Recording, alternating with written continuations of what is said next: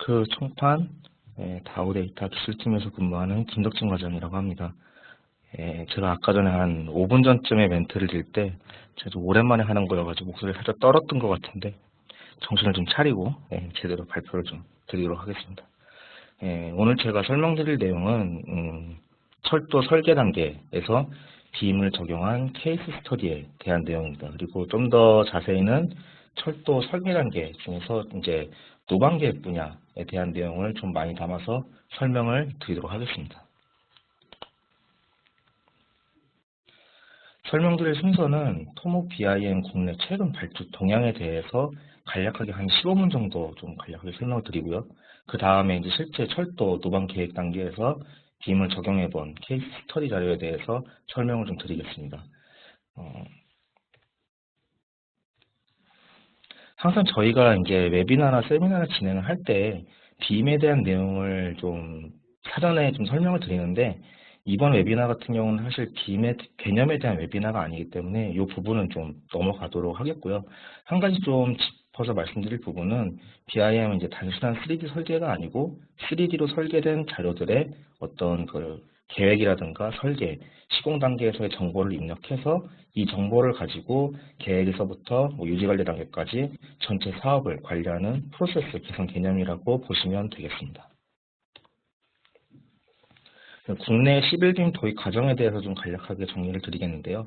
토목 BIM보다는 건축 BIM이 먼저 시장에 도입되었다는 거는 여러분들 잘 알고 계실 거고요. 토목 BIM 같은 경우도 사실 처음에는 이제 건축에서 좀 넘어온 부분이 있기 때문에 구조물 위주의 빔부터 검토가 되기 시작을 했습니다. 그러다가 요즘 이제 도로공사라든가 기타 다른 빔 발주 방향들을 좀 보게 되면은 점점 이제 구조물 위주가 아니고 토공까지 빔을 도입하는 걸로 추세가 계속 바뀌는 거를 알 수가 있고요. 현재 이제 관공서별로 빔 시범 사업이나 가이드라인을 작성 중 또는 완료 단계에 있는 걸로 저희가 파악이 됐습니다. 또한 이제 그 실시 설계 BIM을 위한 좀 다양한 서드 파티들이 개발 중 또는 출시 단계 그리고 출시된 것들도 있고요. 그래서 여러분들이 잘 아시는 드론 같은 경우는 점점 더 그 활용에 대해서 요구사항이 많이 늘어나고 있는 그런 추세입니다.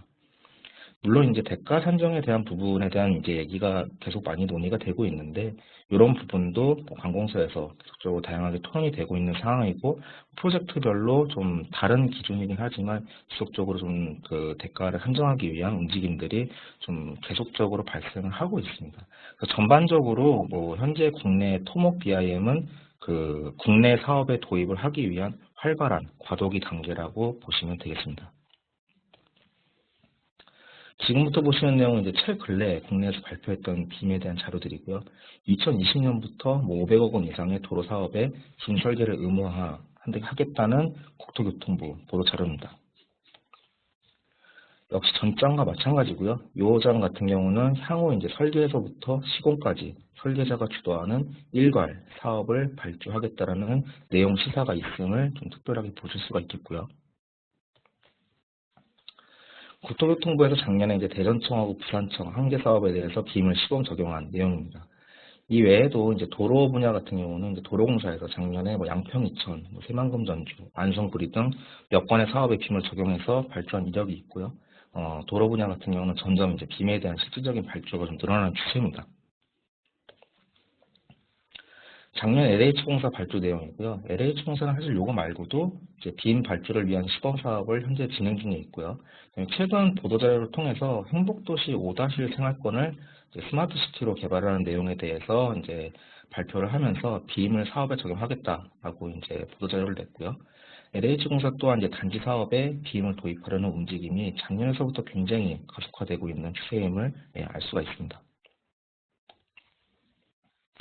또 LH공사는 단지 설계뿐만 아니고요. 보시는 것처럼 공동주택 사업처에서 건축 관련된 BIM도 이제 단계적으로 2020년까지 의무화하겠다는 내용을 발표를 한 바가 있고요.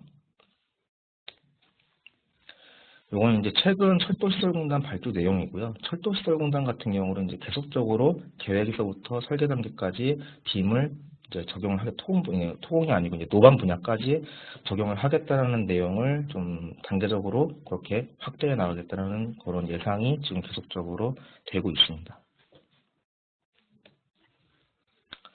본격적인 케이스 스터디에 앞서서 좀 한 가지 말씀을 좀 드리고 넘어가려고 제가 요 장표를 좀 만들어 봤는데요.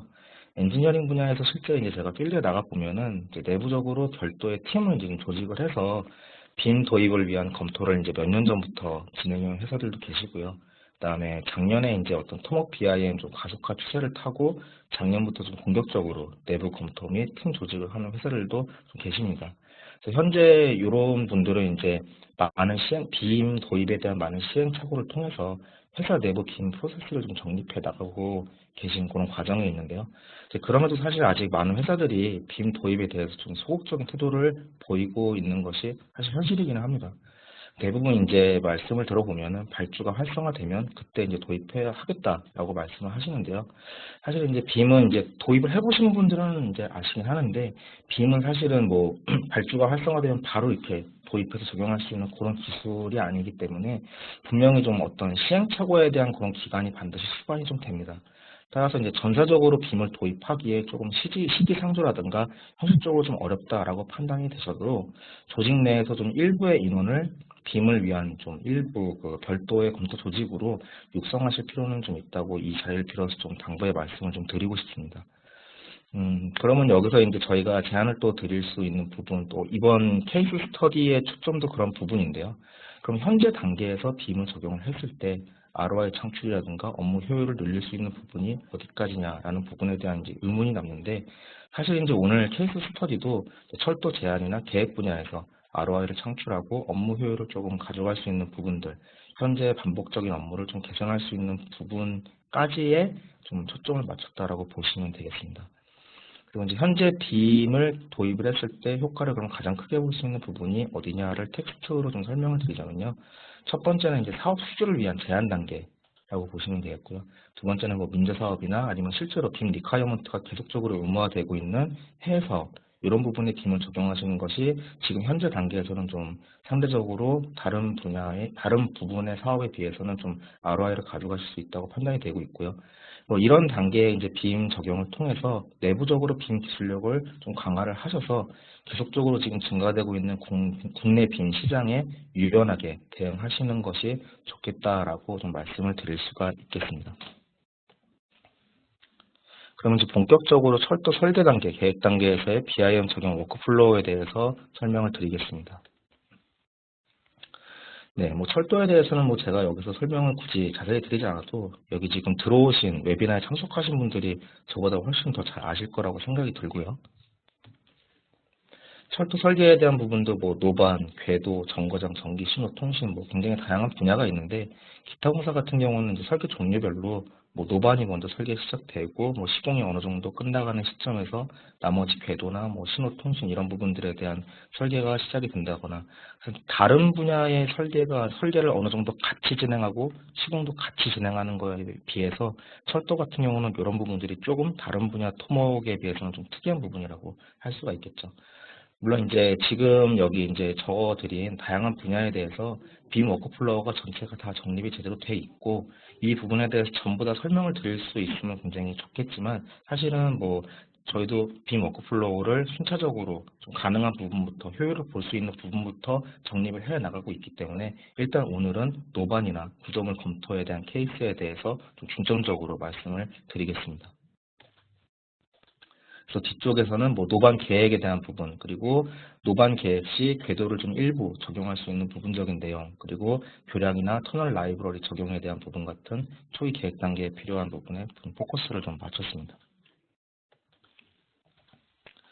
현재 이제 오토데스크 솔루션이 뭐 여러 가지가 있는데 저희가 항상 이제 말씀을 들어보면은 그래서 어떤 솔루션으로 어느 부분을 할 수 있느냐를 사실 많이 물어보십니다. 그래서 좀 그런 부분에 대한 거를 간단하게 정리를 좀 해봤고요.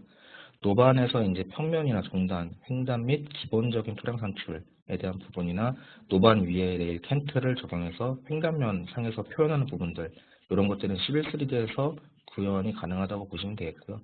그다음에 이제 라이브러리 구축을 통해서 터널 구간의 건축 한계를 검토하는 부분도 어느 정도는 11.3D에서 검토할 수 있다라고 보시면 되겠습니다. 그리고 뭐 세부적인 도면이라든가 뭐 완전히 그 디테일한 실시 설계 수준의 세부 검토는 아직까지는 사실 뭐 11.3D에 오토캐드를 좀 병행을 해가지고 기존 프로세스를 좀 같이 추가해서 병행해서 사용을 하면 된다고 보시면 될 것 같고요. 사실 11.3D 같은 경우는 뒤쪽에 또 영상으로 보여드릴 거지만 파라메트릭에 의한 자동 업데이트가 되기 때문에 사실 초기 검토 단계에서 좀 이제 반복적인 수작업을 많이 감소시키고 빠르게 다양한 노선을 검토할 수 있는 그런 부분까지 지금 장점이 있고, 그 이후에 이제 좀 더 진짜 실습설계에 가까운 검토를 하실 때는 사실 아직은 캐드를 같이 병행을 하셔서 실습설계까지 구현을 하시는 게 좀 맞다라고 설명을 드리고 싶고요. 물론 이런 것들은 이제 나중에 11.3D의 이제 BIM 실시설계 전용 서드 파티들이 지금 계속적으로 이제 분야별로 뭐 출시가 된 것도 있고 지금 만들고 있는 것도 있고 계획에 있는 것들도 있는데, 이런 것들이 이제 추가가 된다라고 하면은 이제 결과적으로는 11.3D 플랫폼 내에서 모든 게 구현되도록 지금 활발한 작업들이 좀 이루어지고 있습니다. 그리고 이제 교량 및 터널 같은 경우는 레빗 플러스 이제 다이나모라는 파라미터 베이스의 이제 프로그램을 같이 활용을 하셔서 형식 검토를 초기에 좀 많이 해보실 수가 있고요. 그다음에 이제 기본적으로 설계를 위해서 필요한 지형 구축이라든가 아니면 거기 위에 이제 마스터 플랜, 그다음에 세부 모델링 데이터의 통합 시각화, 이런 것들은 이제 인프라웍스에서 어느 정도까지 구현된다고 보시면 되겠습니다.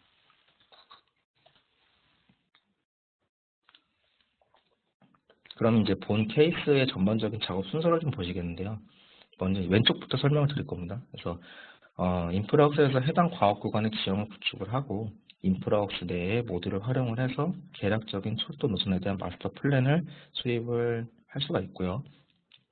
그렇게 구축된 데이터를 시빌스이드나 네빗과 같은 이제 세부 모델링 툴로 가져가셔서 세부 모델링을 직접적으로 하실 수도 있고, 그다음에 인프라웍스에서 지형하고 주요 지작물만 가져오신 다음에 시빌3D랑 네빗에서 세부적인 검토는 아예 처음부터 다시 시작하셔도 사실 무방합니다. 근데 이제 시빌3D 같은 경우는 인프라웍스에서 데이터가 모든 데이터가 다 넘어오는 건 아니고요. 지형이랑 그다음에 뭐 지작물 그리고 뭐 모듈을 활용해서 인프라웍스에서 모델링을 했을 때 그 모듈 데이터의 선형하고 종단 계획까지 정도는 가져가서 활용을 하실 수가 있다라고 생각을 하시면 될 것 같고요. 이렇게 이제 시빌3D랑 레빗에서 세부 검토나 모델링을 진행을 하신 다음에 그 뒤에 이 데이터를 인프라웍스로 가져가셔서 맨 오른쪽에 보시는 거죠. 네, 통합 모델 구성과 동시에 이제 시각화를 진행을 하실 수가 있고요. 물론 이제 나비스웍이라는 솔루션도 들어보셨을 텐데, 뭐 나비스웍이라는 솔루션으로 작업한 데이터를 전부 가져가셔서 정보 확인이나 모델 검토도 하실 수가 있겠는데, 기본적으로 초기 계획 단계에서는 주로 이제 여기서 보시는 인프라웍스, 시빌3D, 레빗을 작업 프로세스에서 같이 이제 활용한다고 보시면 될 것 같습니다.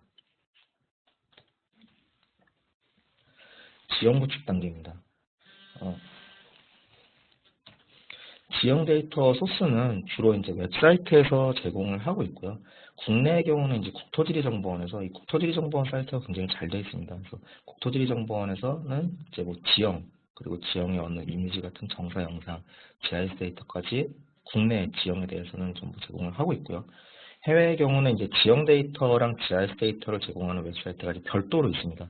그렇기 때문에 뭐 별도의 웹사이트에서 지형 데이터를 가져오고 또 다른 웹사이트에서 GIS 데이터를 가져오고 이런 식으로 해서 이것들을 이제 한꺼번에 모아서 이제 지형을 구축하는 프로세스를 활용을 하실 수가 있겠고요.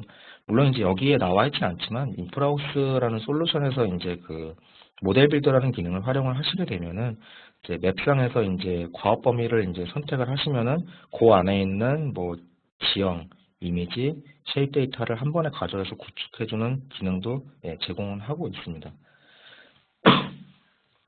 그리고 가져온 데이터는 뭐 시빌3D 인프라웍스를 통해서 별도의 가공 없이 데이터를 불러와서 같은 좌표로 붙여넣었을 때 지금 보시면 오른쪽 하단에는 지금 이제 그 영상이 계속 돌아가고 있지만 결과물은 이제 왼쪽 하단에 보시는 이미지라고 생각을 하시면 될 것 같습니다. 그래서 왼쪽 하단에 보시는 이미지에 3차원 지형을 구축하는데 데이터를 이제 웹상에서 받아오신 다음에 순차적으로 이제 구축을 하시게 되면은 이 정도까지는 특별한 가공 없이, 데이터 가공 없이 구축을 하실 수가 있다는 거죠.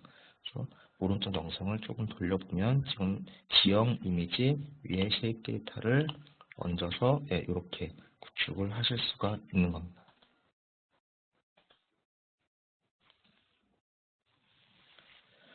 네, 그리고 이렇게 구축된 지형 위에 인프럭스 선형 모듈을 활용을 해서 지금 이제 마스터 플랜을 하는 과정을 지금 영상으로 보고 계시고요. 철도 노선에 대한 마스터 플랜을 수행하는 과정입니다. 이제 마스터 플랜이라고는 하는데 단순히 이제 그림 그리듯이 물론 이제 그림 그리는 것처럼 그립으로도 계획을 하실 수는 있지만 지금 영상에 보시는 것처럼 평면 R값이라든가 뭐 종단 VIP, 종곡선 등의 재원을 수치로 이제 입력을 해서 계획을 하시는 것들이 가능하고요. 그리고 이제 작성된 선형 위에 요건 이제 그 인프럭스 내에 이제 그 선형 모듈을 활용해서 작성을 한 거고요. 지금 영상에서 보시면은 종단 재원을 뭐 이제 종단 VIP를 손으로 이제 그립으로 끌어서 이제 위치를 바꾸실 수도 있지만 뭐 레벨이라든가 종곡선 재원을 수치로 입력해서 그리고 뭐 VIP를 추가하거나 삭제 이런 것들이 가능해지고요. 그다음에 이제 이렇게 선형 모듈을 활용해서 작성된 데이터 위에는 이제 교량 모듈을 활용을 해가지고 이렇게 이제 마스터 플랜 단계에서 교량을 계획하는 것까지 구현이 가능합니다. 어느 정도까지는. 그리고 구현된 뒤에도 뭐 선형이나 종단을 조정하시면은 계획이 바로바로 변경이 되기 때문에 좀 더 이 단계보다 조금 더 세부적인 검토를 하기 이전 단계에서 초기 계획 단계에서 세부적인 노선 검토 이전에 좀 빠르게 계략적으로 노선 검토를 좀 개괄적으로 한번 해보실 수 있는 그런 이제 장점을 좀 가진 솔루션이라고 보시면 되겠고요. 그리고 지금 이 데이터들은 좌표 베이스로 다 지금 구축이 된 거기 때문에 이 데이터를 내보내서 11세기나 레빗으로 가져가서 세부 검토 기초 자료로 활용을 하실 수가 있게 되는 겁니다. 이번에 이제 11세기 검토 단계에 대해서 말씀을 드리겠는데요. 철도 선형 세팅 시에 이제 선형 종류를 11.3D 지금 보시는 화면은 이제 11.3D라는 솔루션인데 선형 종류를 갖다가 이제 도로가 아닌 철도 선형으로 세팅을 하게 되면은 횡단 캠프 적용이 가능해지고요. 도로의 경우는 이제 캠프 대신에 평경사가 적용이 되는 겁니다. 그리고 이제 캠프 계산 같은 경우는 이제 설계 조건에 따라서 어느 정도 이제 사용자가 좀 조정을 할 수 있게 만들어 놨고요. 그리고 지금 이제 보시는 것처럼 이렇게 그 위저드 내에서만 조정을 할 수 있을 뿐만 아니고 이게 소스 파일이 이제 XML 파일이 있기 때문에 그 파일 내부로 들어가셔서 뭐 그 수치라든가 이런 것들을 조금 조정해서 다시 여기다가 넣으셔서 활용하시는 게 이제 어느 정도까지는 좀 사용자가 커스터마이징 해가지고 활용을 하실 수가 있는 거죠. 그리고 오른쪽에 보시는 것처럼 종단의 경우는 3차 포물선 등 뭐 다양한 유형으로 종단, 그 종곡선 유형을 세팅을 하고 종단 계획을 하실 수가 있겠고요. 근데 이제 국내 선형 설계 프로세스 같은 경우는 이제 그 일반 철도 같은 경우 뭐 기준에 따라서 뭐 켄트 배수를 구한 다음에 이거를 뭐 프로그램에 넣어서 거기서 이제 선형이 어느 정도 뭐 원곡선이나 클로소이드 이런 부분들이 세팅이 돼서 나오는 이제 요런 이제 프로세스를 가지고 이제 설계를 진행을 하시는데 요런 이제 프로세스가 사실 11.3D가 기존 설계 프로그램하고 조금 이제 상이한 부분은 있긴 있습니다. 근데 이제 결과적으로 나오는 결과물은 이제 그렇게 세팅을 하나 11.3D 세팅 하나 이제 동일하게 나오긴 나오고요. 근데 아무래도 이제 빔으로 바꾼다라고 해도 기존의 어떤 설계 방식을 완전히 전환한다라기보다는 기존의 엔지니어 분들께서 어느 정도 기존 설계 세팅하시는 방식을 좀 그대로 비슷하게 유지를 해야 되기 때문에 그런 부분에 대해서 제가 사실 뭐 맨 뒷장에서 한번 언급을 드리긴 할 거지만 이런 부분들은 현재 이제 서드파티 개발을 통해서 최대한 국내에서 설계하시는 과정과 비슷하게 좀 맞춰가고 있는 그런 이제 과정이 있다라고 좀 생각을 해주시면 될 것 같습니다. 이번에는 횡단 라이브러리 쪽을 좀 설명을 드릴 텐데요. 사실 이제 11세기 라이브러리 구축에 대해서 언급을 드리게 되면은 이제 어셈블리 컴포저를 많이 이제 말씀을 드립니다. 이제 어셈블리 컴포저라는 거는 11세기를 설치를 할 때 이제 옵션을 체크를 해주시면 이제 같이 설치가 되는 라이브러리 제작 툴인데요. 이제 그 어셈블리 컴포저를 사용하지 않고 지금 이제 11.3D 내에서 그냥 폴리션 객체를 지금 라이브러리로 만드는 과정을 오른쪽 하단의 영상에서 지금 보고 계신 거고요. 영상을 보시면서 제 설명을 들어주시면 될 것 같습니다. 그래서 여기서는 이제 어셈블리 컴포저를 활용하지 않고 만드는 방법에 대해서 설명을 드릴 텐데 먼저 CAD 폴리선으로 라이브러리를 만들고 싶은 형상을 먼저 쭉 그려 놓으시고요. 그 다음에 이거를 폴리선 단위로 횡단 구성 요소를 이제 횡단 구성 요소로 변환을 해주는 거죠. 11세기 내의 명령어를 통해서. 그리고 이렇게 변환을 하신 다음에는 이걸 이제 사실은 3차원 코리도 모델링을 하시기 위해서는 코딩을 한번 해줘야 됩니다. 그래서 점과 그 라인, 이제 저희는 링크라고 부르는데 링크별로 한 번씩 이제 코드를 이제 계속 입력을 해줘야 되는 반복 작업이 좀 필요하긴 합니다만 이렇게 이제 사실 이 부분은 어셈블리 컴포저를 활용하기가 조금 이제 좀 어렵다라고 하시는 분들은 이렇게 하시면은 11.3D 내에서도 라이브러리를 만들 수 있다라는 부분이 있기 때문에 좀 이번 케이스 스터디를 통해서 좀 말씀을 드리고 싶었고요. 그리고 이제 포장이나 궤도 형식별 재료 물량 산출까지 하고 싶은 분들은 사실 이제 쉐입 작성이나 쉐입 코딩까지 해주셔야 됩니다. 이 작업이 끝나게 되면은 지금 계속 뭐 진행되고 있었는데 영상에서는 표준 횡단에 작성한 횡단 구성 요소를 매칭을 해주고요. 그 이후에 코리도 모델링, 횡단면도 기본적인 수량 산출이 가능해지는 거죠. 이 작업은 이제 어셈블리 컴포저를 활용하지 않고 시빌 3D 내에서 라이브러리를 제작할 수 있다라는 장점이 있는 반면에 지금 장표의 텍스트로 보시는 것처럼 변단면 처리가 필요한 부분들, 예를 들면 뭐 도로로 따지면은 도로 차로 같은 경우는 뭐 테이크오브나 이런 데서 차로가 이제 늘어났다 줄어들었다 하는 부분들이 있는데 이런 변단면 처리에 대한 라이브러리는 사실 요 11세기 내에서 만든 라이브러리는 좀 불가합니다. 네, 대신에 이제 어셈블리 컴포저라는 솔루션을 그 툴을 활용하지 않으시고도 11세기 내에서 만드실 수가 있다는 장점이 있고 만약에 변단면 처리가 필요 없는 고정 형태의 라이브러리를 만들고 싶다라고 하시면은 요 11세기 내에서 그냥 라이브러리를 만들어서 활용해 보시는 것도 좋은 방법이 될 것 같습니다. 그리고 철도의 경우 같은 경우는 이렇게 라이브러리를 구성을 하게 되면은 사실 여기 횡단 캔트가 적용이 안 됩니다. 그걸 좀 알아두시면 좋을 것 같습니다. 이번에는 그러면 같은 라이브러리를 어셈블리 컴포저를 활용해서 조합하는 과정을 좀 설명을 드릴 텐데요. 이제 그래픽 인터페이스를 지원하는 어셈블리 컴포저에서 작성된 라이브러리는 PKT라는 확장자로 저장이 되고요. CL3D 내에서 로딩해서 활용이 가능하고 점과 선 그리고 수치를 입력해서 라이브러리를 구성을 하시게 됩니다. 이 수치에 이제 상수를 입력할 수도 있고 이제 변수를 입력하시게 되면은 변단면 적용이 가능한 라이브러리 제작이 가능해지는 거죠. 그렇기 때문에 사실은 이제 어셈블리 컴포저를 활용해서 이제 요 횡단을 구성을 하게 되면은 횡단 캔트까지 적용이 가능하게 되는 겁니다. 그리고 뭐 오른쪽 상단처럼 더블 레일도 구현을 하실 수가 있고 철도 같은 경우는 이제 11.3D 내에 어느 정도 기본적인 라이브러리들이 좀 들어가 있습니다. 그래서 이제 요 활용법을 익히신 다음에 좀 이제 기존 라이브러리를 변환해서 쓰시는 방법들을 좀 도입해 보시면 되겠죠.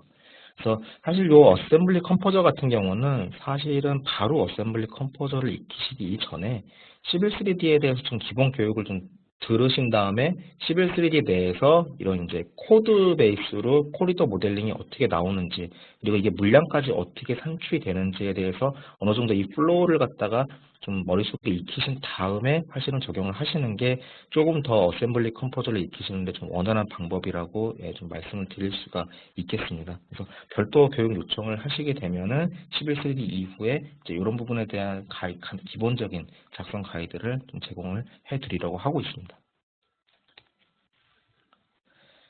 네, 그리고 이제 어셈블리는 기존에 만들어진 이제 어셈블리를 다른 파일에다가 붙여 넣을 수가 있습니다. 그래서 컨트롤 C, 컨트롤 V를 통해서 다른 파일에 붙여서 바로 활용을 하실 수가 있고요. 지금 왼쪽 상단에 보시는 거는 다른 파일에 있는 네일 데이터를 이제 가져와서 거기다가 이제 밑에 이제 궤도 종류, 재료별 종류를 이제 라이브러리를 이제 좀 구성을 하고 있는 과정이라고 보시면 되겠고요.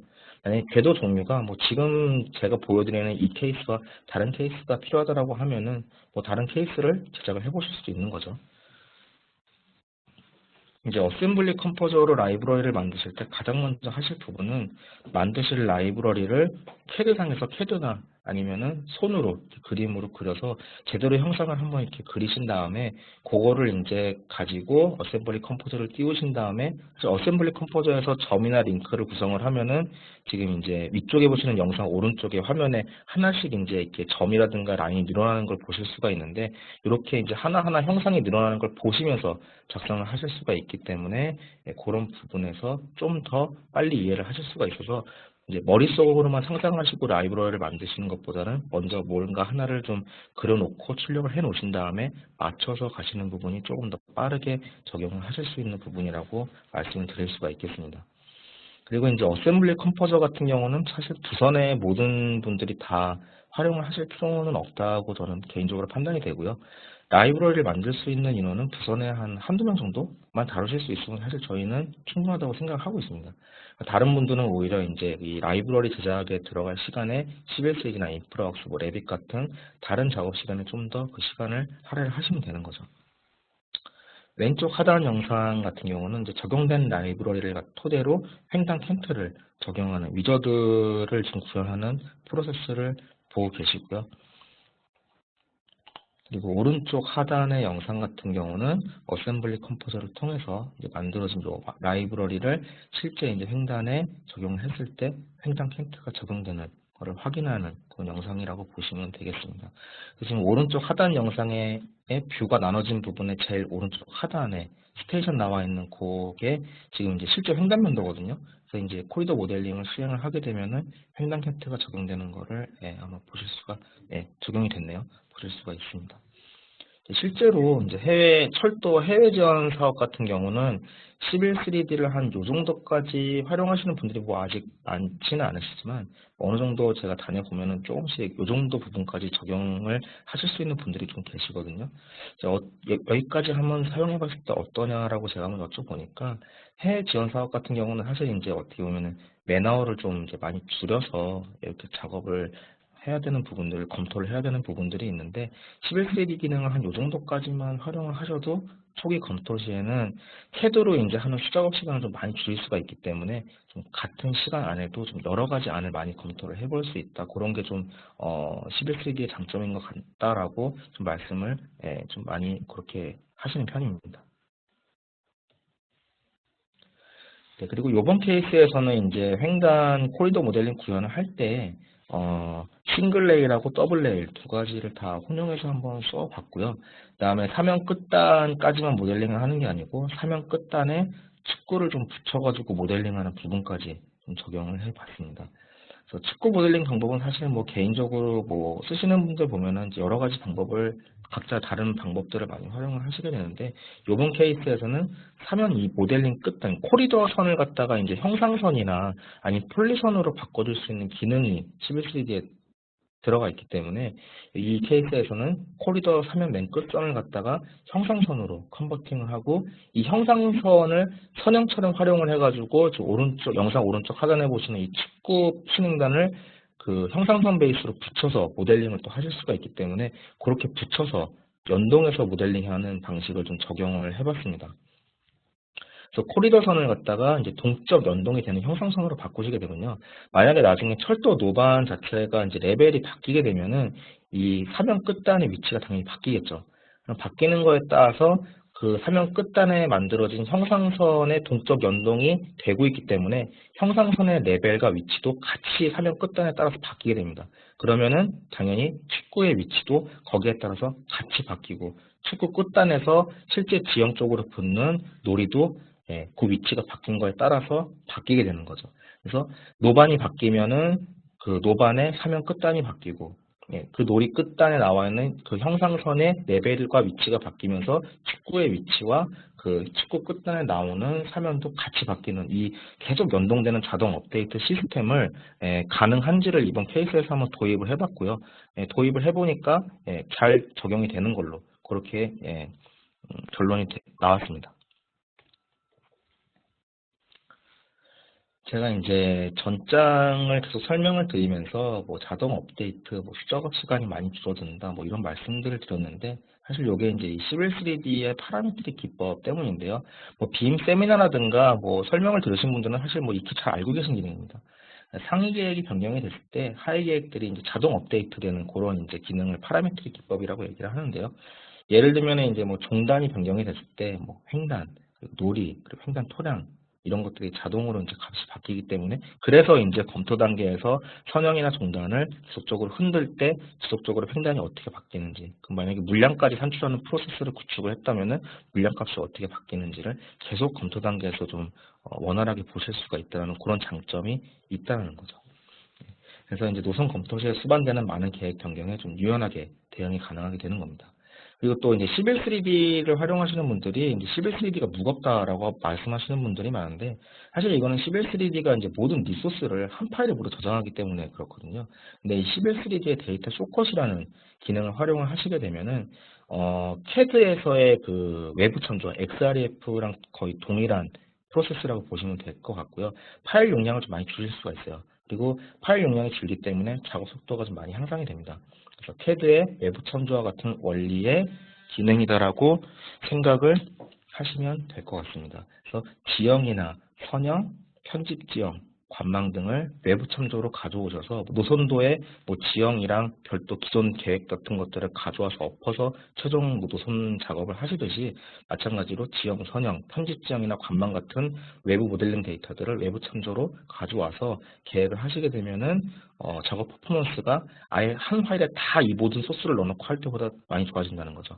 이 케이스 같은 경우는 지금 제가 파일 용량을 왼쪽 하단에다가 좀 띄워놨는데, 데이터 쇼컷을 활용을 해가지고 원래는 이제 원소스로 다 집어넣었을 때는 54메가 정도 나오던 것들을 이제 25메가 정도로 한 50% 정도 용량을 다운시킬 수 있었고, 퍼포먼스도 좀 많이 좋아졌습니다. 그래서 11.3D가 좀 무겁다라고 생각을 하시는 분들은 이 데이터 쇼컷 기능을 좀 활용을 하시면은 조금 기존보다 원활하게 작업하실 수 있을 거라고 생각이 됩니다.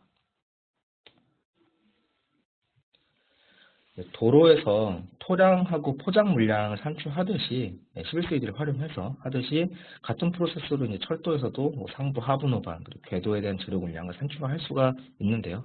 물론 이제 실시 설계 수준의 디테일한 물량 산출을 위해서는 라이브러리 자체를 좀 디테일하게 구축하는 방법도 있겠지만, 사실 현재 실질적으로 봤을 때는 현실적으로 실시 설계 토량 산출 아이템들을 다 뽑아내기 위해서는 현실적으로 좀 서드 파티가 필요한 상황이긴 합니다. 도로 분야 같은 경우는 사실 이런 서드 파티가 출시가 되어 있는 상황이고요. 철도 분야 같은 경우도 지금 개발 계획에 착수하고 있는 상태입니다. 제가 앞서서 현재 빔을 활용해서 해외 사업이나 사업 제안, 민자 사업 분야에 활용하는 것이 가장 이제 ROI가 크다고 말씀드린 부분이, 초기 검토 시에 이 파라메트릭 기법을 통해서 수작업 시간을 줄여주는 빔 솔루션의 큰 장점이 있기 때문이기도 한데, 사실은 실시 설계 수량 아이템이 아직 현재 빔 솔루션에서 100% 완벽하게 구현되기에는 좀 제한적인 부분이 있다라는 이유도 물론 있거든요. 하지만 현재의 이점은 현재 단계가 어떻게 보면은 오히려 빔을 좀 지금 단계에서 빨리 좀 흡수하기, 좀 빔 솔루션을 배우기에 조금 덜 어려운 시점이라고 좀 반대로 판단을 해주시는 것도 좋지 않을까라는 생각이 들고요. 물론 이제 실시 설계 수량 아이템 중에서도 빔 툴이 아니라 나중에 빔 툴이 어느 정도 다 100% 완벽하게 세팅이 된다고 해도 사실 빔 툴에서 전부 다 구할 수 있는 게 아닌 엔지니어의 직관으로만 구할 수 있는 부분들은 당연히 존재를 할 겁니다. 그런 아이템들이 있거든요. 분명히 빔 툴에서 100%다 구현을 해주기는 좀 어려운, 물론 그런 부분들은 계속 존재하기는 하고, 근데 하지만 최대한 그런 부분들을 제외한 나머지 반복적으로 수상 산출에 들어가는 부분에 지금 굉장히 시간을 많이 낭비를 하고 계시다면은 이런 부분들은 현재 빔 솔루션 플러스 추가적으로 개발된 서드 파티를 통해서 이런 반복적인 단계에 대한 업무 시간을 좀 많이 줄이실 수가 있다는 게 어떻게 보면 설계 단계에서의 빔의 가장 큰 장점이라고 보시면 될 것 같고요. 향후 좀 더 세부적인 단계까지 빔 ROI를 끌어올릴 수 있을 거라고 좀 개인적으로 좀 생각을 하고 있습니다.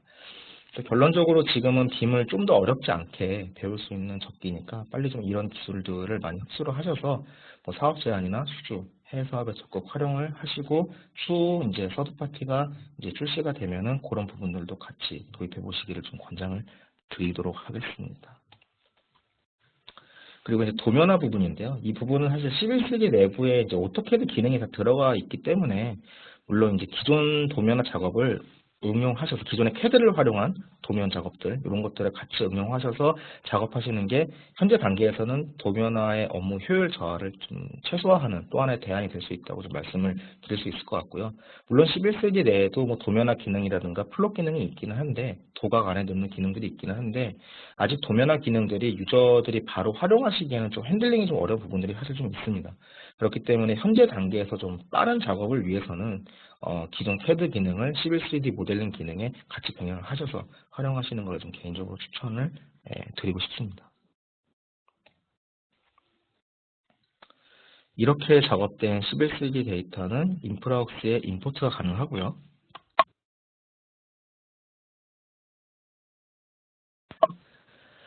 시빌 3D 파일을 인프라웍스에 직접 불러들인 다음에 코리더 커버리지에 의한 스타일 설정을 통해서 좀 간단하게 어느 정도까지의 시각화가 가능해지고요. 물론 여기에는 사실 선행 작업이 필요합니다.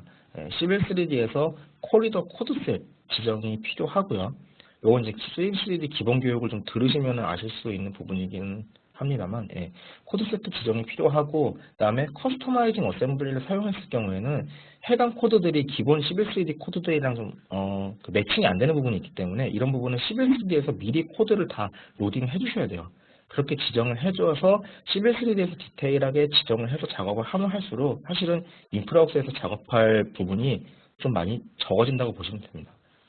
그리고 신버전 인프라웍스 같은 경우는 시빌 3D 코리더 로딩이 간혹 이제 되지 않는 오류들이 좀 약간 보고가 되고 있는데요. 이런 부분들은 지금 근본적인 부분들을 계속적으로 저희가 좀 테스트를 하고 있기 때문에 어느 정도 좀 정리가 되면은 이거를 이제 저희 그 다오 멤버스라는 저희 그 컨텐츠 공유 사이트가 있는데 그 사이트를 통해서 이제 뭐 기술 지원 부분에 그 방법을 좀 공유를 해드리도록 하겠습니다. 이제 시빌 3D에서 작성된 데이터를 인프라웍스에 로딩을 하고 만약에 이후에 또 세부 계획이 변경이 됐다라고 하신다면은 일단 인프라웍스는 놔두시고요. 시빌 3D에서만 지금 이제 계획을 수정한 다음에 저장을 하고 인프라웍스에서 데이터를 리프레시 해주시면은 이 데이터가 바뀝니다. 지금 그 과정에 대한 영상을 보고 계신데요.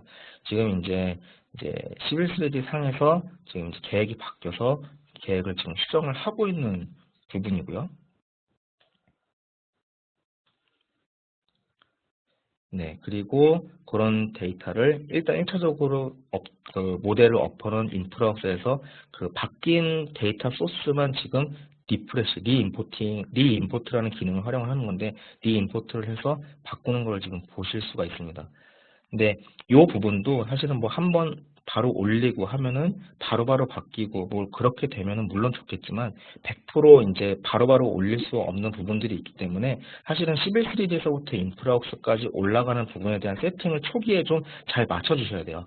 그래서 이 부분에 대한 세팅을 갖다가 잘 맞춰 주신 다음에 어느 정도 세팅이 완료가 되면은 그때부터는 설계랑 시각화를 이제 설계 데이터가 바뀌면은 이제 시각화 툴에서는 리프레시 하면은 어느 정도까지 이제 계속 이제 반영이 되는 그런 프로세스가 이제 돌아가기 때문에 이 설계랑 시각화가 동시에 진행되는 워크플로우를 구축하시게 될 수 있는 겁니다.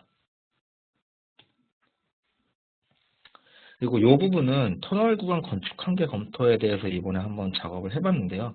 물론 이제 현재 설계에서는 특히 이제 지하철 같은 경우는 뭐 일반 구간하고 원곡선 구간의 표준횡단을 사실은 따로 두고 구간별로 이제 구역을 끊어서 표준횡단을 이제 별도로 적용해서 설계를 하고 있기 때문에 사실 이 건축 한계 검토가 크게 이제 필요는 없을 수는 있습니다. 그렇기는 한데 만약에 이제 저희가 좀 가정을 하고 케이스 스터디를 좀 해본 건데 좀 더 어떤 크리티컬한 검토가 필요한 과업이라든가 아니면은 뭐 설계 사업 제한 단계에서 자사의 BIM 기술력을 좀 더 어필하는 수단으로 좀 활용해 보시는 것도 굉장히 괜찮지 않을까라는 판단이 들어서 이번 검토 방안에 대해서 케이스 스터디에 좀 넣어봤고요. 짧게 좀 보여드리고 있는 부분입니다. 그래서 지금 보시는 거는 이제 어셈블리 컴포저에서 터널하고 내부 차량의 라이브러리를 별도로 구성을 하고 선형 위에 이 두 개의 라이브러리를 한 번에 엎어가지고 횡단하고 건축 단계를 검토를 해봤고요.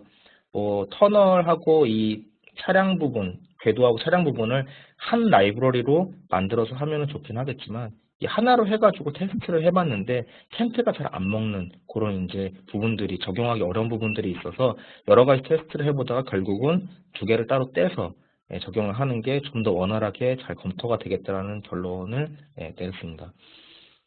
그리고 이제 터널이나 내부 궤도에 대한 수치는 대부분 다 변수로 설정을 했고요. 횡단 캔트까지 적용할 수 있게끔 그렇게 좀 한번 케이스 스터디에서 한번 검토를 해봤습니다. 요번에는 이제 구조물 형식 검토에 대한 워크플로우인데요. 사실 요거 좀 보신 분들 있으실 겁니다. 그래서 구조물의 경우는 이제 선형을 따라서 모델링이 되기 때문에 뭐 내빗뿐만 아니라 사실은 이 선형 파라미터에 따라서 자동 모델링이 가능하게 해주는 이 다이나모를 같이 활용을 하셔야지 좀 더 원활하게 좀 검토를 하실 수가 있고요.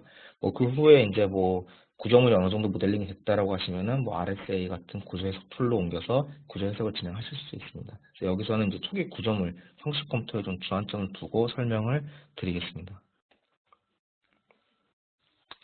전체 풀 워크플로우를 영상에 한번 다 담아봤는데요. 작업 방식을 좀 설명을 드리자면은 11 시리즈에서 코리더 모델링을 하시게 되면은 그 결과를 갖다가 이제 엑셀 데이터로 빼낼 수가 있게 됩니다. 그럼 이제 이 엑셀 데이터에는 어떤 내용들이 들어가게 되냐면은 측정별 이제 그 센터에 대한 XYZ 좌표가 전부 표기가 되는데요. 이 좌표를 갖다가 일단은 좀 다이나모에 입력해서 좀 쓰기 편하게끔 이 원점의 그 좌표를 0,0,0으로 해가지고 상대 좌표를 한번 이제 엑셀 수식으로 한번 이렇게 싹 정리를 해주면은 좀 다이나모에서 원활하게 좀 편하게 쓰실 수가 있기 때문에 이렇게 한번 바꿔서 이 이제 엑셀 데이터랑 그다음에 레빗에서 만든 그 걷어 패밀리 데이터를 가지고 다이나모 플레이어를 통해서 지금 다이나모 로직에 임포트를 해서 교량에 대한 그 계략적인 초기 형상을 이렇게 좀 구현을 해 봤고요. 기존에 이제 레빗만 활용을 하실 경우는 선형을 따라서 모델링을 하시려면 측정별로 레벨을 전부 다 설정을 해줘야 되기 때문에 뭐 가능합니다만 굉장히 많은 수작업이 걸립니다. 그 측정 레벨마다 다 레벨을 따져가지고 그 모델을 만들어서 붙여야 되기 때문에 굉장히 많은 수작업이 수반이 되는데 다이나모를 같이 활용을 하시게 되면은 사실 이런 부분들을 엑셀 파일의 좌표를 읽어옴으로써 그 초기 형식 검토를 할 때 특히 걷어 부분 같은 경우는 굉장히 작업 시간을 좀 많이 단축을 할 수가 있고요. 그리고 좀 발전을 시켜서 사실 요런 아까 보신 거랑 지금 보시는 것들은 지금 이제 그 공개된 소스를 저희도 활용을 한 겁니다. 공개된 소스를 저희도 활용을 한 건데 이제 지금 보시는 건 이제 삐어 간격 등을 설정을 해서 좀 다른 걷어 형식 검토를 하고 있는 부분을 좀 보시는 거고요. 사실 요 이제 그 지금 보시는 건 다이나모 플레이예요. 그래서 다이나모 로직을 다이나모 스튜디오를 통해서 요 프로세스를 간소화해서 검토를 하실 수가 있고 사실 요 다이나모 프로그램은 아까 좀 전에 제가 전장에서 보여드렸던 그 어셈블리 컴포저랑 비슷하게 그 그래픽 인터페이스의 그 로직 프로그램이라고 보시면 됩니다. 사실은 요 부분도 부서에 뭐 한두 명 정도 다이나모를 다루실 수 있는 분들만 그렇게 셋업을 해주시게 되면은 뭐 나머지 분들까지 모두 다 다이나모로 익히실 필요까지는 사실 지금 단계에서는 크게 없다라는 판단이 들고요. 이렇게 이제 그 다이나모랑 레빗을 통해서 형식 검토를 한 다음에 거대 형식이 결정이 되면은 나머지 이제 그 교각이라든가 교대 이런 부분들은 패밀리를 활용을 해서 라이브러리를 구축을 하시고 이제 구성된 거더에다가 배치를 해주시면 되는 거죠.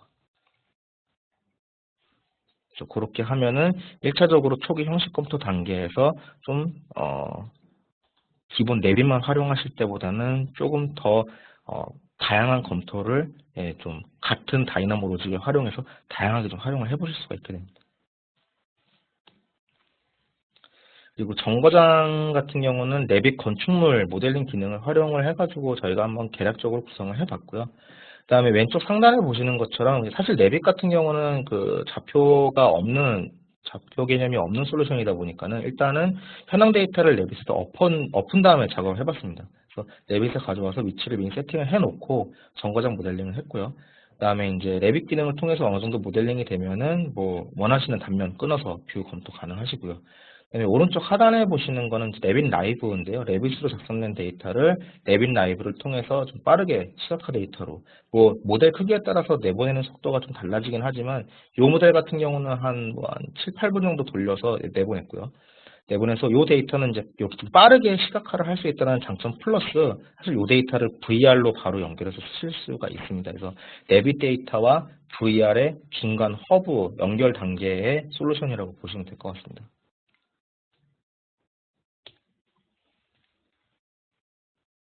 그리고 레빗 데이터 작업 시에 기존 현황을 레빗에 업로드를 하고 프로젝트 기준점 좌표에 맞춰서 작업을 했기 때문에 인프라웍스 업로드 할 때 소스 창에다가 그 이제 프로젝트 기준점 좌표만 입력을 해가지고 가져오니까는 바로 이제 올라와야 될 위치에 바로 위치를 하게 됐고요.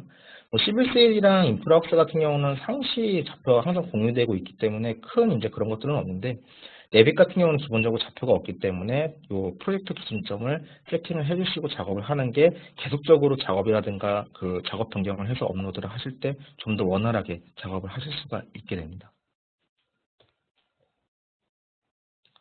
그리고 이렇게 작성된 인프라웍스 데이터를 토대로 인프라웍스 이제 내부 기능을 활용을 해서 뭐 다양한 뷰포인트 작성, 뭐 동영상 작성, 그리고 오른쪽 하단에 보시는 것처럼 뭐 계략적인 고도 분포를 보신다거나 아니면은 일조를 보신다거나 하는 기능들을 활용을 해보실 수가 있고요. 인프라우스 같은 경우는 이제 지리좌표기의 기반으로 구축이 된 모델이기 때문에 그 일조가 이제 그 실제 좌표에 맞는 일조가 나타나기 때문에 좀 더 신빙성 있는 일조를 보실 수 있다라고 생각을 하시면 될 것 같습니다. 네, 현재 이제 빔 툴로 이제 저희가 이번 케이스 스터디를 통해서 사실은 저희가 해보려고 했던 게 현재 빔 툴로 어느 정도까지 구현이 좀 가능한지 그런 부분들을 좀 내부적으로 판단을 해보려고 했던 것도 있었고요. 그다음에 추가적으로 실제 설계에 도입을 했을 때 좀 더 디테일한 단계까지 설계로 접근을 하기 위해서는 어떤 부분들이 추가로 필요한지 이런 것들을 내부적으로 좀 어느 정도 그 선을 좀 그어가지고 확인을 해보고자 한 게 사실 제일 컸습니다. 이번 케이스 스터디에서. 그래서 현재 장표에서 리스트로 보시는 내용이 왼쪽에 보시는 내용이죠. 추가적으로 구현이 좀 필요한 내용들 그리고 추가적으로 뭐 좀 더 디벨롭해야 될 내용들 뭐 이런 부분들에 대해서 저희가 그냥 개략적으로 좀 기술을 해놓은 부분이라고 보시면 될 것 같고요. 뭐 이런 부분들은 사실 이제 빔 협의체 내부 협의를 통해서 필요한 아이템을 좀 더 뭐 만들어내서 아이템을 셋업을 한다든가 아니면 개발사를 통해서 계속 이제 개발을 좀 독려 중에 있고요. 하반기부터 좀 계획이 착수될 것으로 예상이 되고 있습니다. 그래서 크게는 이제 선형 부분에서 말씀드렸는데 캠프 배수를 적용해서 이제 설계 데이터를 적용하는 부분들 그리고 라이브러리 같은 경우는 현재 있지만 좀 더 추가돼야 될 라이브러리가 어떤 것들인지 그런 것들에 대한 부분들 그리고 레빗에서 철근 배근 기능이 물론 들어가 있는데 좀 더 엔지니어들이 그 업무 효율을 가지고 효율적인 배근이 가능하기 위해서는 배근을 할 때 어떤 식으로 작업을 해야지 좀 더 엔지니어들이 좀 효율적으로 시간을 많이 안 들이고 작업할 수 있느냐 이런 것들의 부분들에 대한 한계 조사나 개선 워크플로우 등이 필요한 걸로 조사가 됐고요. 그래서 이런 부분들은 사실은 저희가 이제 추가적으로 구현이 되는 부분들이 있으면은 저희가 이제 계속 지속적으로 웨비나를 진행을 할 거기 때문에 계속적으로 좀 정리가 되는 대로 계속 이제 좀 보여드리도록 웨비나를 통해서 설명을 드리도록 하겠습니다. 그리고 오른쪽 이미지는 이제 BIM 하면은 가장 많이 언급되는 LOD에 대한 부분이고요. 보시게 되면은 가장 사실 눈에 띄는 부분이 300과 350의 차이인 거죠. 배근이 있고 없고 뭐 그런 차이들이 있다라는 부분들을 좀 참고하시라고 한번 이미지로 좀 넣어봤습니다. 네, 그러면은 웨비나에 대한 내용은 여기까지 다 말씀을 드렸고요. 지금 밑에 보시는 가운데 보시는 게 제 메일 주소거든요. 그래서 본 케이스에 대해서 좀 궁금한 점이 있으시다거나 아니면은 추가적으로 철도 설계를 하는데 좀 이런 부분들이 필요한데 구현이 되느냐 또는 이런 부분들에 대한 구현이 좀 필요하다라고 생각하는 아이템들이 있으시거나 하면은 제 메일로 좀 내용을 좀 가감 없이 보내주시면 좀 감사드리겠고요. 앞으로 좀 더 좋은 케이스를 구축하는 데 좀 큰 도움이 될 것 같고 케이스를 구축을 하면은 또 저희가 어느 정도 정리를 해서 웨비나를 통해서 또 설명드리는 시간을 갖겠습니다. 그리고 저희 그 다오 데이터 내에서 그 다오 멤버스라는 홈페이지 그 웹사이트를 운영을 하고 있는데 사실 뭐 네이버에서 그냥 다오 멤버스라고 그냥 타이핑을 하시면은 바로 링크가 나오거든요. 들어가시면은 저희가 이제 뭐 그 기술 지원 부분이라든지 그 솔루션의 그 기능적인 부분에 대한 그 공통적으로 많이 나오는 그런 이제 질문 사항들에 대해서 그 해결책을 찾아내는 것들 그런 부분들에 대한 내용들을 좀 이제 그 정리해서 올렸다던가 아니면은 뭐 기본적인 사실 저희 기본 교육이 오프라인 기본 교육이 있긴 하지만 저희 온라인 기본 교육에 대한 컨텐츠도 사실은 그 다오 멤버스 내 기본 교육 컨텐츠 그리고 어드밴스드한 어떤 그런 스킬의 부분에 대한 저희가 영상 자료들도 내부적으로 이제 작성을 해가지고 계속 업로드를 많이 해놨고 계속적으로 업로드를 하고 있습니다. 그래서 다오 멤버스라는 홈페이지에 뭐 저희가 연회비를 받고 있지 않는 사이트이기 때문에 자유롭게 그 등록을 하셔서 그런 컨텐츠들 좀 많이 이용해 보셨으면 좋겠고요. 그다음에 지금 보시는 웨비나도 그 다오 멤버스 홈페이지에 저희가 업로드를 할 겁니다. 그러니까 혹시라도 오늘 내용을 다 못 들으셨다거나 한 번 더 듣고 싶다고 하시면은 아마 며칠 뒤에 보시면 아마 그 홈페이지에 그 업로드가 되어 있을 겁니다. 그래서 그렇게 활용을 해주시면 될 것 같습니다. 그래서 오늘 웨비나는 이렇게 좀 구성을 해서 내용을 마치도록 하겠고요. Q&A라든가 이런 부분들은 지금 뭐 제가 메일 주소를 오픈을 계속 지금 해드렸기 때문에 여기에 이제 자유롭게 해주시면은 저희가 좀 수렴해서 앞으로 좀 더 좋은 케이스 만들 수 있도록 노력을 하도록 하겠습니다. 그 귀한 시간 투자하셔서 웨비나 들어주신 모든 분들께 매우 감사드립니다. 감사합니다.